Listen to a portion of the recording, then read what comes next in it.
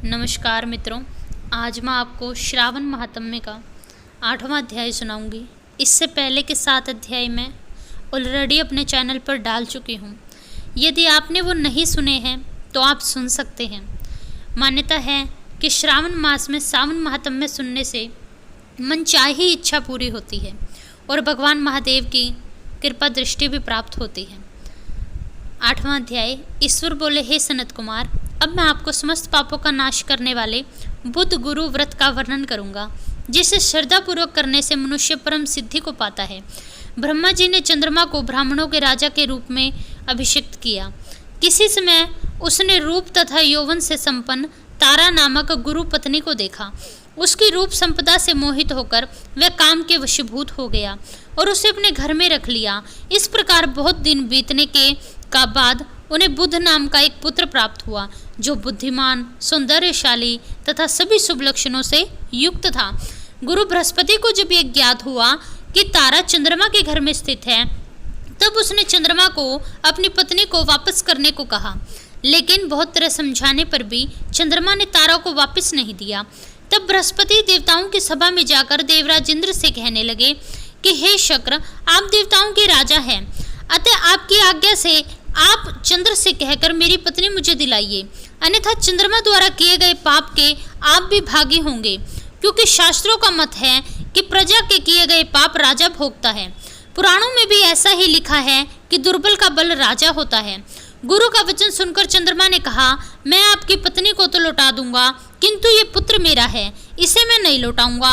शास्त्रों के अनुसार विचार कर देवताओं ने बुद्ध को चंद्रमा को दे दिया।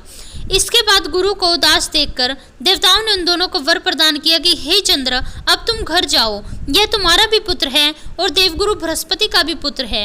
यह तुम्हारा पुत्र ग्रहों में प्रतिष्ठित होगा। हे सुराचार्य, आप यह दूसरा भी शुभ वर ग्रहण कीजिए। जो बुद्धिमान व्यक्ति आप दोनों बुद्ध गुरु का व्रत मिलकर करेगा, उसे संपूर्ण सिद्धि हो जाएगी। यह सत्य है, इसमें तनिक भी संशय नहीं।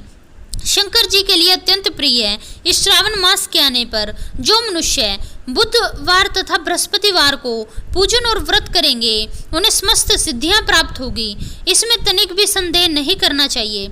इस व्रत में दही तथा भात का नैवेद्य विधि से अर्पित करना चाहिए। स्थान भेद से आप दोनों की मूर्ति लिखकर पूजन करने से भिन्न भिन्न फल प्राप्त होते हैं। यदि कोई हिंडोले के ऊपर स्थान पर आप दोनों की मूर्ति लिखकर पूजन करे तो वह सर्वगुण संपन्न और दीर्घायु पुत्र प्राप्त करता है। यदि मनुष्य कोषागार में मूर्ति लिखकर पूजन करे तो उसका कोष बढ़ता है और कोष कभी भी क्षय नहीं होता। इसी प्रकार पाक्य काल में पूजन करने से पाक वृद्धि होती है। देवालय में पूजन करने से देव कृपा की प्राप्ति होती है। शय्यागार में पूजन करने से स्त्री का वियोग नहीं होता। धान्यगार में लिखकर पूजन करने से धान्य में वृद्धि होती है। इस प्रकार मनुष्य उन फलों को प्राप्त करता है। इस प्रकार 7 वर्ष तक व्रत करने के बाद उद्यापन करना चाहिए। उद्यापन से पहले दिन अधिवासन करके रात्रि जागरण करना चाहिए। सुवर्ण की प्रतिमा बनाकर विधि पूर्वक 16 उपचारों से उसका पूजन करना चाहिए। तत्पश्चात तिल घृत चारों और उपमार्ग तथा अश्वत्थ से युक्त समाधियों से होम करना चाहिए। अंत में पूर्ण आहुति देनी चाहिए। उसके बाद मामा व भांजे को प्रयत्न पूर्वक भोजन करना चाहिए। उसके बाद ब्राह्मणों को तथा अन्य लोगों को भोजन करना चाहिए और फिर स्वयं को भोजन करना चाहिए। इस विधि से 7 वर्ष तक व्रत करने पर मनुष्य सभी मनोरथों को पा लेता है। जो उसे विद्या की कामना करता है वह वेद व शास्त्रों का ज्ञाता हो जाता है। बुद्ध बुद्धि प्रदान करते हैं और गुरु बृहस्पति गुरुता प्रदान करते हैं। सनत कुमार बोले, हे भगवान शिव, आपने जो ये कहा है कि इस अवसर पर मामा तथा भांजे को भोजन कराना चाहिए, यदि बताने योग्य हो तो इसका कारण बताइए। ईश्वर बोले, हे सनत कुमार, पूर्व काल में अत्यंत दीन तथा दरिद्र 2 ब्राह्मण थे। वे संबंध से मामा और भांजे थे। उदर पूर्ति हेतु परिश्रम पूर्वक भ्रमण करते, दोनों नगरों में अन्न मांगने जाते। उन्होंने घर घर में श्रावण मास में प्रत्येक वार का व्रत होते देखा, किंतु कहीं भी बुद्ध और गुरु का व्रत होते नहीं देखा। तब उन्होंने बहुत देर तक परस्पर विचार किया कि सभी वारों के व्रत तो सर्वत्र दिखाई पड़ते हैं, किंतु बुद्ध और गुरु का व्रत तो कहीं भी नहीं दिखता।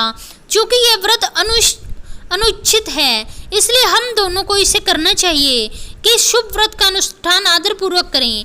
किंतु हे सनत कुमार, इसकी विधि न जानने के कारण दोनों संशय में पड़ गए। तब रात्रि में उन्हें स्वप्न में इस व्रत की विधि दृष्टिगोचर हो गई। उसके बाद उन्होंने विधि विधान सहित व्रत किया और अपार संपदा प्राप्त की। प्रतिदिन उनकी संपदा बढ़ने लगी और सभी लोगों को भी ज्ञात हो गया कि इस प्रकार 7 वर्ष तक व्रत करके पुत्र पौत्र आदि से घर धन से संपन्न हो जाता है। उसके बाद उनके ऊपर प्रसन्न होकर बुद्ध व गुरु प्रकट हुए और उन दोनों को यह वर दिया कि आप दोनों ने हम दोनों के निमित्त इस व्रत को किया है, अतः आज से कोई भी शुभ व्रत को करे उसे व्रत की समाप्ति पर मामा तथा भांजे को प्रयत्न पूर्वक भोजन कराना चाहिए। इस व्रत के प्रभाव से उसे सभी कामनाओं की परम सिद्धि हो जाती है और अंत में चंद्र सूर्य पर्यंत उसका हमारे लोक में निवास होता है। तो ये बुद्ध गुरु व्रत की महिमा है। यहाँ श्रावण मातम का 8वां अध्याय संपन्न होता है। यदि आपको ये वीडियो पसंद आ रही है तो हमारे चैनल को सब्सक्राइब करें, वीडियो को लाइक करें, हंसते रहें, मुस्कुराते रहें, अपने और अपने परिवार वालों का ध्यान रखें। धन्यवाद। हर हर महादेव।